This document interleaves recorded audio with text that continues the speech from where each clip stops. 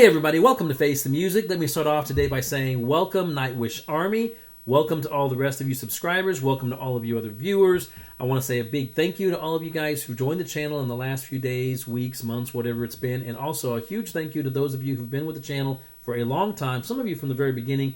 Really want to say thank you. I really appreciate your support in this channel. It's a lot of fun. I enjoy doing it. I hope that you enjoy it as well. Before we get into today's episode, as we have been doing lately, let's get into today's album of the day, which is this one right here, Dire Straits, Brothers in Arms. Another one of those iconic covers that you just recognize instantly when you see it. This one right here from Dire Straits. This has got some, you can see this is an older album. It's got some torn up places here. I don't know exactly how that happened, but some of the great songs on here, So Far Away, Money for Nothing, Walk of Life. If you just got this album just for those three songs right there, you're doing great. But I'm just telling you right now, this is a fantastic album. Love Dire Straits, just a fantastic band. Mark Knopfler and the guys.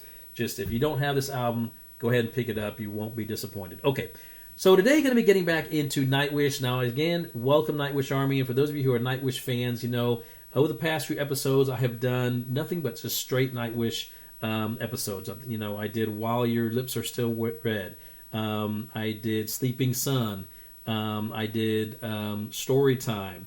I did The Poet and the Pendulum. Great epic song, right? So all of those. Now, I'd already done Sleeping Sun in a previous episode featuring Tarja, and then the one that I did here in this last week or so was featured Floor. And then I also had already done Story Time featuring Floor from the 2013 Wacken concert, and the one I did, I believe, was from Tom Perret, featuring Floor again, 2015, a couple years later. But just, same singer, but just different footage, different concert there. So that was just fantastic. So anyways, I've enjoyed my Nightwish journey, so to speak, of the last few episodes. It's been absolutely wonderful. Hope you guys have enjoyed it as well. If you've missed any of those episodes, check down below. I have all my playlist section. I have all my reactions I've ever done, and you'll find a separate section there just for Nightwish episodes. You can check all those out. So today I've got another episode for you from Nightwish, another some more footage, another song that I've never heard and footage I've never seen, right? And so just checking it out. This is called 7 Days to the Wolves, and this is from, it says, live at Barona Arena in Finland, 2015. Basically, as far as I understand it now, they actually call it, Espoo Metro Arena, possibly. I think I'm pronouncing that correct. Anyways, it looks like it was Barona Arena from 2009 to October, to October 2015, correct. Yeah, so I guess this was the previous, that was the original name, and now it's a different name. But anyways, same location, but I'm excited about hearing this again. I wanted to feature some songs that I, were different, that I hadn't heard, and like I said, I'd done Sleeping Sun and I'd done Storytime before. Of course, I'd done the Tarja version of Sleeping Sun previously, but I had a lot of comments saying, hey, Tarja's great, but you ought to hear the Floor version and so forth. So a lot of recommendations. I was going back through, I was seeing a lot of different comments and things, and I said, you know what, I have some episodes and some songs specifically that I haven't even heard before, for sure, that I want to make sure that I go ahead and feature on this channel, and just go ahead and just maybe do a few episodes straight through so I can get to some of these. And so, anyways, today is no exception. Here we go. This is a live concert performance from Nightwish, 2015, and 7 Days to the Wolves.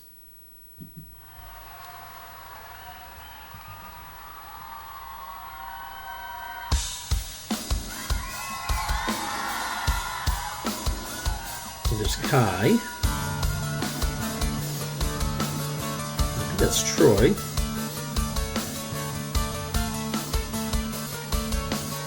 Of course, Tuomas.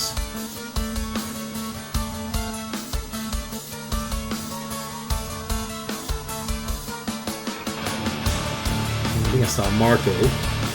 Yep.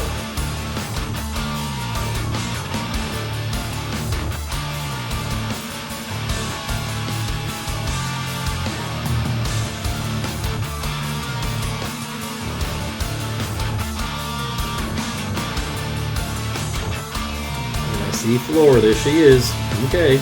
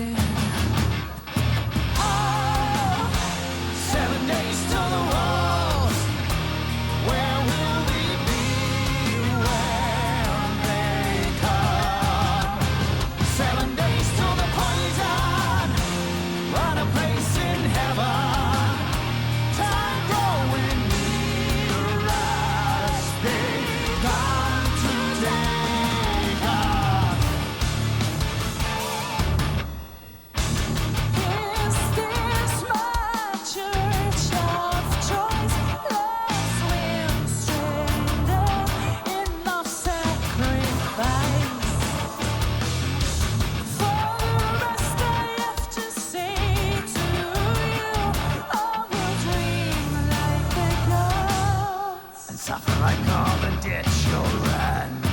Oh, 7 days to the walls. Where will we be when they come? 7 days to the poison and a place in heaven. Time growing near as they come to take us.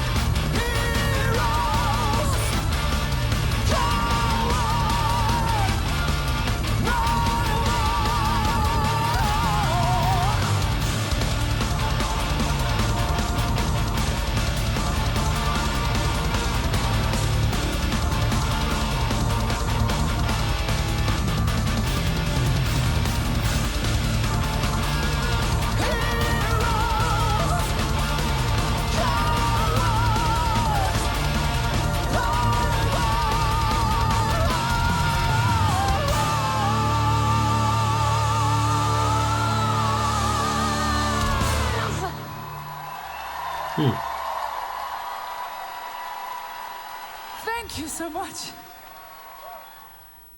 And there you have it, Nightwish Live 2015 and 7 Days to the Wolves. First of all, again, this is one of those songs where, when you hear the song for the very first time, as I did right there, saw that footage for the very first time, and I'm trying to, watch the footage. And by the way, and I've said this before, just to me, one of the great things that Nightwish does is they have those big screens behind them, and they use very excellent use of imagery behind them. I tell you, what they do with those screens and the lighting and all of that goes on doesn't have to be necessarily a bunch of strobe lights. It doesn't have to be a lot of explosions and pyrotechnics for them, even though I'm sure they utilize that in their shows, or at least in parts of their shows. But just the imagery behind them as they're doing, certain verses and certain lyrics and so forth, and the choruses and so forth, I think that it really lends very well their choice of those images and that imagery behind them to the song itself, and it just gives you that vibe, that ambiance that really just adds an extra layer of credibility and an extra layer of authenticity to the song. So now, again, in addition to that, me watching that footage, just as I do with every concert that I see with Nightwish, and I watch any footage of theirs, I don't want to say too much, do too much. I just want to sit there and just focus in on every image that I see. Just what is that person doing? What are they doing? What is he doing? What is she doing? I mean, just because there's always something happening, something cool to see, and it's always a wonderful thing when I watch these videos. Now, as far as the song itself goes, it was very cool. It was, it went, it had a slower parts, and then it had faster parts, and back down to the slower parts, and the slower parts weren't necessarily super slow, but they were slower than the faster parts, and and since, again, this is another one of those songs, deep lyrics, deep meanings that Tuomas puts in these songs, and I had to go and just kind of do a little bit of research right before I came in and recorded this section of my episode, because I wanted to kind of get a little bit more insight, a little more understanding about what exactly people are saying, what the lyrics mean, and what the song is really all about. And it's kind of weird. It's, again, and I've seen this with other songs. It's just there's a lot of people who have different interpretations about what the song means. And I guess maybe you'd have to actually speak to Tuomas himself, to get the actual true definition, and that may be out there somewhere, and maybe I haven't seen that yet. But I saw a lot of different people's interpretations and so forth. And that's really the cool thing about music, really, is that music can speak in different ways to different people, and I think that everyone takes away a little something different from a song than other people might. But I've seen it mean anything from facing your own demise, knowing and accepting the path that you've chosen, and will you stand up and fight if the wolves, so to speak, in your life come for you, or will you be a coward? I've seen other interpretations say I want to choose the church of love. I think that was referenced in there. As opposed to and make life a better place for me and those around me.